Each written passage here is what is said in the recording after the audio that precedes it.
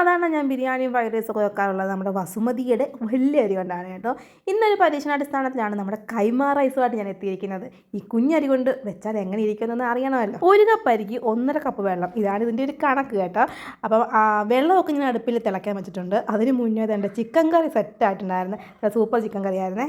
അപ്പോൾ ഇന്ന് വെക്കാൻ പോകുന്ന ഐറ്റം എന്താണെന്ന് പറയാൻ മറന്നു പോയിട്ടുണ്ടായിരുന്നു. ഇന്ന് വെക്കാൻ പോകുന്നത് നമ്മൾ ബിരിയാണിയും ഫ്രൈഡ് റൈസും ഒന്നുമല്ല, നെയ്ച്ചോറാണ് കേട്ടോ. അപ്പോൾ നെയ്ച്ചോറ് വെക്കാനുള്ള പാത്രം നേരത്തെ അടുപ്പിൽ വെച്ച് ചൂടാക്കി നെയ്യൊഴിച്ച് അതിലേക്ക് നമ്മുടെ കറുകപ്പട്ട, ഗ്രാമ്പു ആ സംഭവങ്ങളൊക്കെ ഇട്ട് കൊടുത്തിട്ട് കുറച്ച് ഉള്ളി കൂടി ഞാൻ ഇട്ട് കൊടുത്തിട്ടുണ്ട് കേട്ടോ.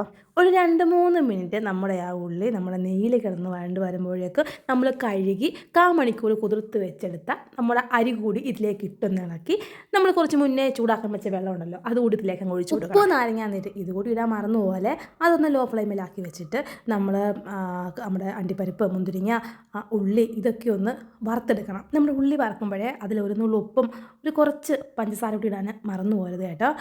അതൊക്കെ ഒന്ന് സെറ്റായി വരുമ്പോഴേക്കും നമ്മുടെ അരി വെന്തിട്ടുണ്ടാകും. ആ വെന്ത ചോറിനകത്തേക്ക് നമ്മൾ കുറച്ച് നെയ്യ് കൂടി ഇട്ട് നന്നായിട്ടൊന്ന് ഇളക്കി നമ്മൾ വറുത്തെടുത്ത നമ്മുടെ ഉള്ളിയും മുന്തിരിങ്ങയും കശുവണ്ടിയൊക്കെ ഇല്ലേ അതുകൂടി ഒന്ന് ഇട്ട് സെറ്റ് ചെയ്ത് കഴിഞ്ഞാൽ നമ്മുടെ നെയ്ച്ചോറ് റെഡി. അപ്പം ഇതിലെ ട്വിസ്റ്റ് എന്താണെന്ന് ചോദിച്ചാൽ ഇത്രയൊക്കെ വെച്ചിട്ട് ഞാൻ ചോറായിരുന്നു കഴിച്ചത് കേട്ടോ. എന്തൊക്കെ ഉണ്ടെന്ന് പറഞ്ഞാലും ഇത്തിരി ചോറും കറിയും കഴിക്കുന്ന സുഖം എനിക്ക് വേറെ എന്ത് കഴിച്ചാലും കിട്ടത്തില്ല.